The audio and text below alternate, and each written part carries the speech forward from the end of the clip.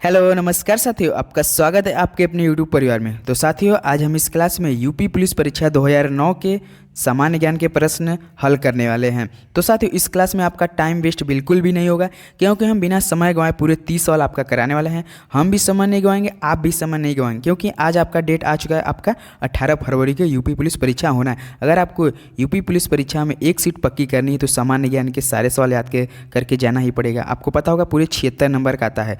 तो चलिए बिना समय गवाए आज का क्लास स्टार्ट करते हैं, और अपना भी समय गवाए आप याद करना शुरू कीजिए, क्योंकि आपके पास बिल्कुल भी समय नहीं बचा। देखिए, प्रश्न पहला दिया है, निम्नलिखित में से किस नदी का उद्गम भारत के बाहर है? तो बताइए, निम्नलिखित में से किस नदी का उद्गम भारत के बाहर है? तो ब्रह्मपुत्र है। ऑप्शन ए आपका बिल्कुल करेक्ट ऑप्शन है। तो साथियों, आज से अगर आप सीरियस नहीं होंगे तो आपका यूपी पुलिस परीक्षा निकलना बिल्कुल भी आसान नहीं होने वाला है, तो आपको सीरियस होना ही पड़ेगा।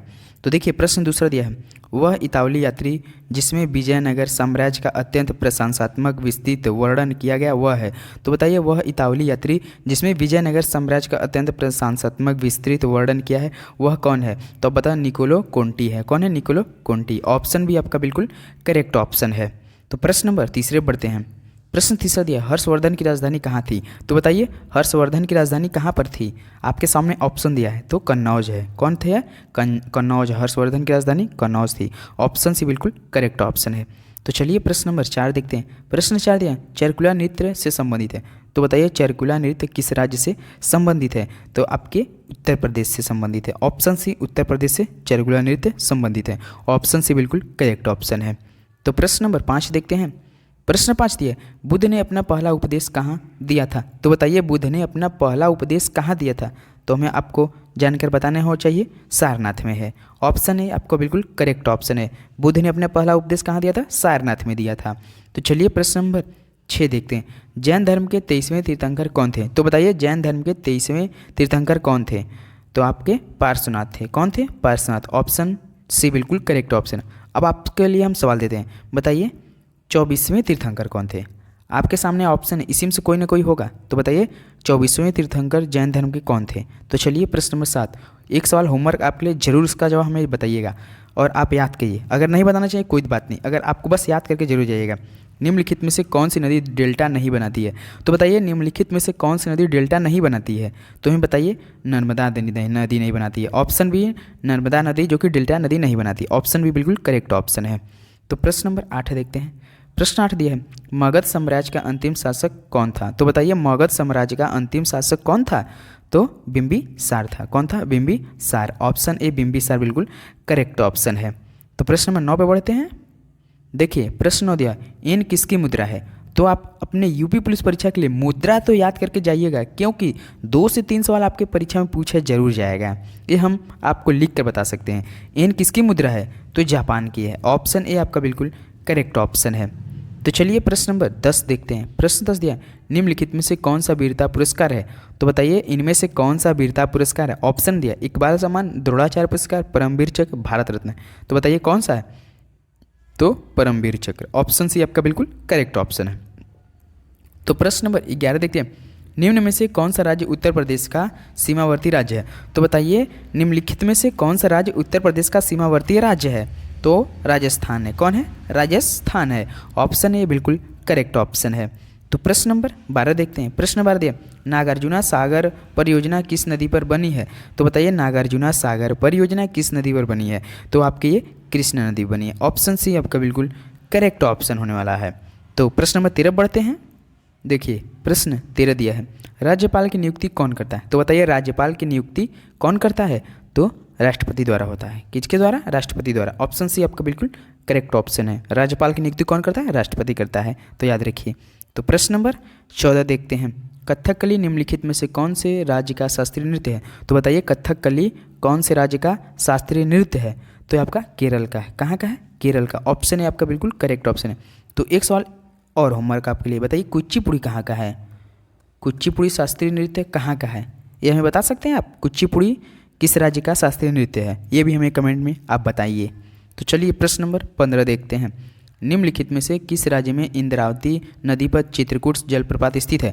तो बताइए, निम्नलिखित में से किस राज्य में इंद्रावती नदी पर चित्रकूट जलप्रपात स्थित है? तो आपके ये छत्तीसगढ़ में। कहाँ पर है? छत्तीसगढ़ में। तो ऑप्शन है आपका बिल्कुल करेक्ट ऑप्शन है। तो चलिए प्रश्न नंबर 16 देखते हैं। प्रश्न 16 दिया है, असहयोग आंदोलन के दौरान निम्नलिखित में से किस प्रांत में चौरी चौरा कांड घटित हुआ था? तो बताइए असहयोग आंदोलन के दौरान किस प्रांत में चौरी चौरा कांड घटित हुआ था? तो आपका ये संयुक्त प्रांत में। कहाँ? संयुक्त प्रांत में। ऑप्शन डी संयुक्त प्रांत बिल्कुल करेक्ट ऑप्शन है। तो चलिए प्रश्न नंबर 17, ऐसे छोटे छोटे सवाल आपके यूपी पुलिस परीक्षा में पूछा जाने वाला, देख लीजिएगा। प्रश्न 17 दिया, धमेक स्तूप निम्नलिखित में से किस राज्य में स्थित है? तो बताइए धमेक स्तूप निम्नलिखित में से किस राज्य में स्थित है? तो आपका ये राजस्थान में स्थित है। कहाँ पर? राजस्थान में। ऑप्शन डी बिल्कुल करेक्ट ऑप्शन है। तो प्रश्न नंबर 18 देखते हैं, निम्नलिखित में से किसने नाट्य शास्त्र का प्रथम भारतीय महाकाव्य लिखा था? तो बताइए निम्नलिखित में से किसने नाट्य शास्त्र का प्रथम भारतीय महाकाव्य लिखा था? तो आपके भरत मुनि लिखे थे। कौन लिखे थे? भरत मुनि। ऑप्शन ए भरत मुनि बिल्कुल करेक्ट ऑप्शन होने वाला है। तो प्रश्न 19 पे बढ़ते हैं। प्रश्न 19 दिया आपका, संविधान का मसौदा तैयार करने में संविधान सभा को लगभग कितने वर्ष का समय लगा था? ये बताइए आप, जब संविधान का मसौदा तैयार कर रहे थे तो उस समय संविधान सभा को लगभग कितने साल का समय लगा था, कितने वर्ष का समय लगा था? तो आपके पूरे जानते कितने? 3 वर्ष का लगा था। कितना? 3 वर्ष लगा था। तो ऑप्शन सी आपका बिल्कुल करेक्ट ऑप्शन है। तो चलिए प्रश्न नंबर 20 देख लेते हैं।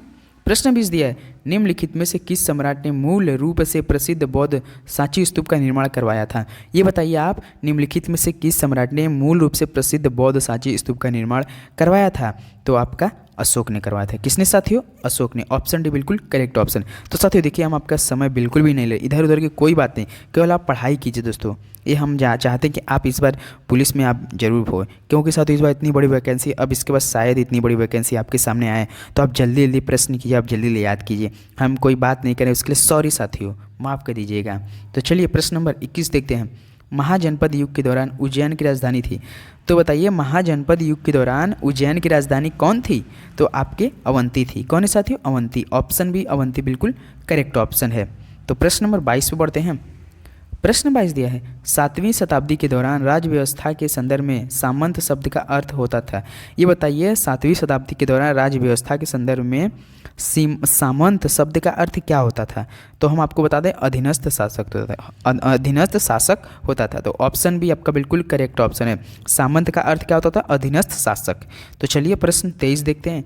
प्रश्न 23 दिया, निम्नलिखित में से कौन सा राज्य प्राकृतिक रबर का एक प्रमुख उत्पादक है? तो बताइए निम्नलिखित में से कौन सा राज्य प्राकृतिक रबर का एक प्रमुख उत्पादक है? तो आपके केरल है। कौन है? केरल। ऑप्शन सी आपका बिल्कुल करेक्ट ऑप्शन है। तो चलिए प्रश्न नंबर 24 देखते हैं। रजिया सुल्तान निम्नलिखित में से किस वर्ष में दिल्ली की सुल्तान बनी थी?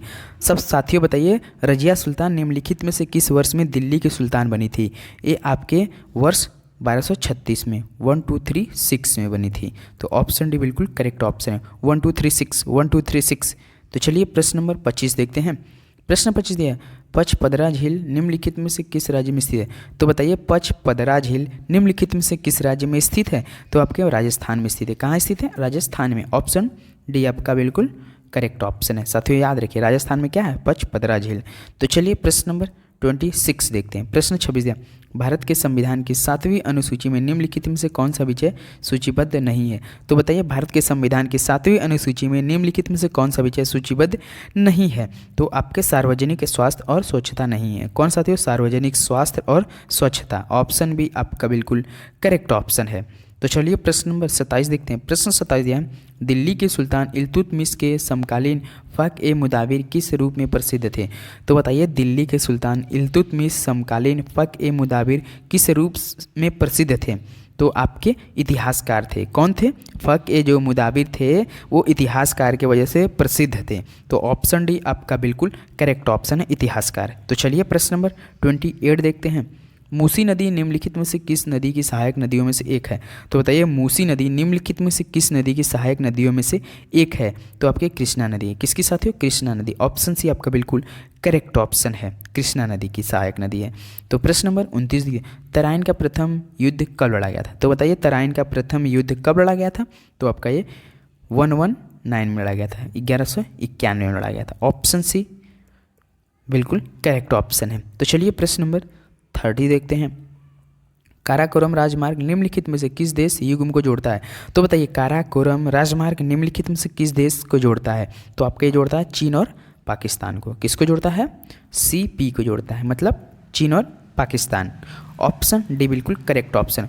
तो साथियों आज के लिए बस इतना है। चैनल पर ना तो सब्सक्राइब जरूर कीजिएगा।